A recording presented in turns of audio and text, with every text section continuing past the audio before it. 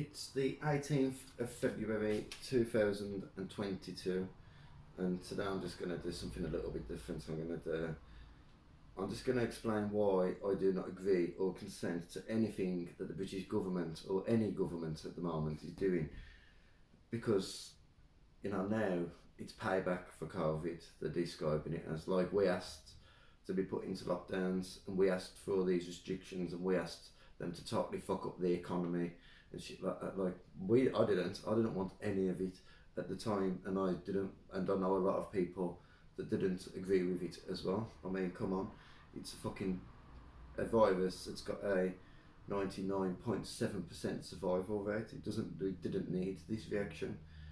We could have carried on through it, but obviously the NHS has been underfunded for years because of government policy, another policy that I do not agree or consent to, because I don't agree or consent to anything that these are doing, and I just want to make that clear in this video. I mean, and I honestly think that Rishi Sunak is a man that needs to be stopped as well, because he is, for a start off, he's one of the richest people in Parliament, in the whole of Parliament, if not the richest.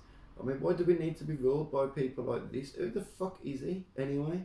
I mean, where the fuck's he come from? In all fairness, he's come from a very wealthy family. I think he spent some time at Oxford, and then he started working for the banks, and now he's working through the government, and he's probably still being paid by banks as well, because that's what these do. It's all a scam. Look at this second job scandal where they're working for energy companies and shit, and then, literally helping the energy companies through policies that they introduce through government. It's an absolute scam, and I do not consent to any of it. I mean, I'm not stupid. The average person in Britain blatantly is stupid, no doubt about it. I mean, but at the end of the day, I'm not. I see right through their bullshit. And, to say that it's up to us now to pay back for COVID, fuck that. Let the corporations that fucking propagated it, like the mainstream media, the corporations that print all this bullshit, let them pay for it. They wanted it. Now let them pay for it. We didn't want it. There wasn't a vote on it, was there? I mean, it was pretty much forced upon us. So why the fuck should we have to pay for it? And they're going like they was helping us. No, you wasn't helping us. You'd have been helping us if the NHS was funded properly in the first place, instead of being underfunded for years. And it'd be helping us more if you wasn't corrupt with ridiculous double standards and ridiculous levels of hypocrisy. I mean, this is what you're up against in this country. I mean, these people need to be fucking not just stopped and taken out of Parliament and out of power altogether. They need to be fucking arrested, a lot of them do, for fucking abuses against human rights and shit. I mean, literally, these people are just absolutely horrendous. I mean, the worst people that you could imagine. I mean, they don't seem to have no morals or anything. All they want to do is cut everything except for energy prices and shit, which are going to go up. I mean, except for the cost of living that's going to go up. So your wages are going to come down, your benefits are going to come down, but cost of living is going to go up. And the mainstream media are pretty much doing absolutely nothing about it. In fact, let's have a look. I've got Google open here today, because I've noticed something about the internet now. And that is, we are being distracted by it. The internet is a distraction. I mean, I'm now on Google's homepage, which automatically brings up a series of stories selected from mainstream media, and these stories are always absolutely useless, totally nothing to do with what I'm interested in or anything of the sort. Just seem to be totally fucking randomly picked sometimes, but not absolutely randomly picked, obviously, because then you might get some truth amongst all the random pickings. It seems to be randomly picked pieces of shit, but it seems like they've gone all through the shit of the internet and then just put it all on Google's front page. I mean, the first one is about the storms, obviously, in the UK, so I'll let that one off because that is actually relevant to what's going on. That's going to have an impact on a lot of people. But the second story that comes up on this Google's homepage is overbearing garden fence built without permission, ruled to be too high. I mean, this is from the Lancashire Telegraph. Why would I be interested in that? I mean, what the fuck is that? And then it's an advert. obviously it's full of fucking adverts. I mean, and then it's how I managed my money. A family on £1,200 universal credit a month, balancing food and heating. So this is basically saying that you can handle. I mean, this is a family on just over £1,000 a fucking month, and it's saying that that's manageable, and it, probably just about. It's probably close, but you could probably just about manage as long as your rent's not too much. I mean, I don't know if that pays. Obviously, it depends on whether that covers a rent or not. So it's not going into full detail about it off the headline anyway. I'm not going to click the story, but couple charged nearly £500 for growing their own vegetables in their own garden. That's by a council again. And this is another thing I'm dead against. I'm dead against these council tax rises. In fact, I'm dead against council tax in general. These councils are just corrupt, greedy parasites that really, I don't know why people fucking pay them. To be honest, what the fuck do we pay these people that don't do nothing? Who are these people again? I mean, they just don't do nothing. I mean, other than pick your rubbish up every now and again. I mean, you be the judge. Should my husband keep his motorbike in the house? That's an article from The Guardian. I fucking cannot stand that newspaper, The Guardian.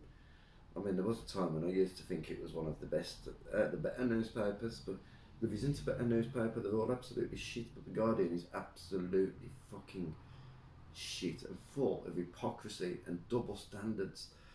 I mean, just fuck's sake, I cannot stand that newspaper. They hate freedom. As opposed to, they call themselves The Guardian, like they're the Guardian of the people or something. They're not fucking the Guardian of the people. They're the Guardian of the fucking rich and the wealthy and the wicked and the corporations.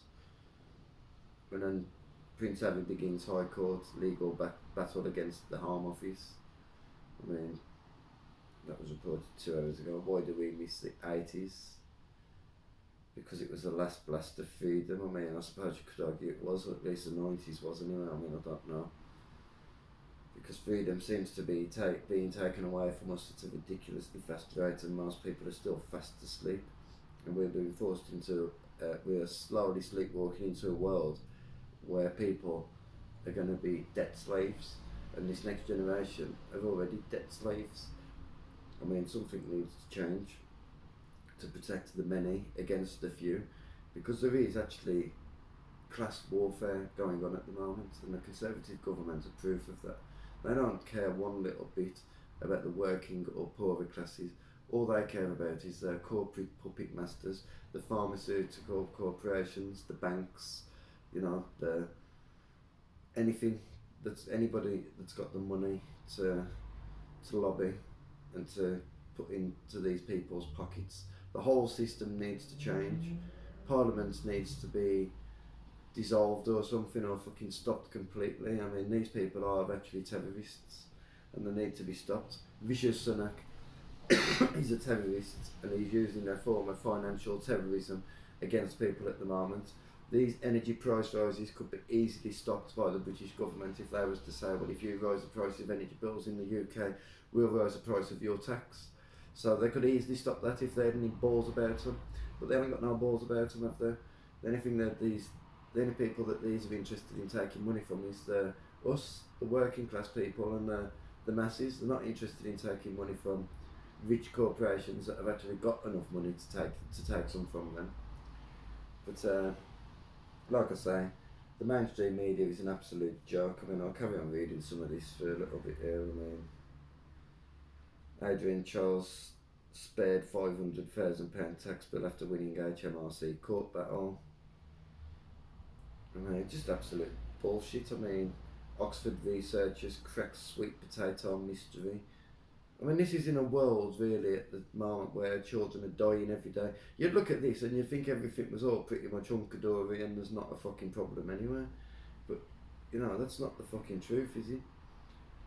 I mean, schools in England giving guidance of how to avoid biased teaching. I mean, obviously, I've been saying for years that kids are brainwashed by the education system. Obviously, I mean, it's not no secret. That's why these kids are coming into the real world totally unprepared and a lot of them can't take it. They can't take the stress. They can't take the pressure. They start to get depressed. They turn to drugs or even fucking suicide, because they haven't actually been shown a real version of actual reality. They've got no idea what real life is, and then when actually real pressure comes along and something just starts to go wrong for them, they don't know how to handle that. And you know, obviously you're not taught nothing at school. You're not taught what the government is. You're not taught what your taxes are going towards. You know, you don't even know as an adult, let alone as a child. But the last thing I was going to say for this video is, for fuck's sake, do not vaccinate your children.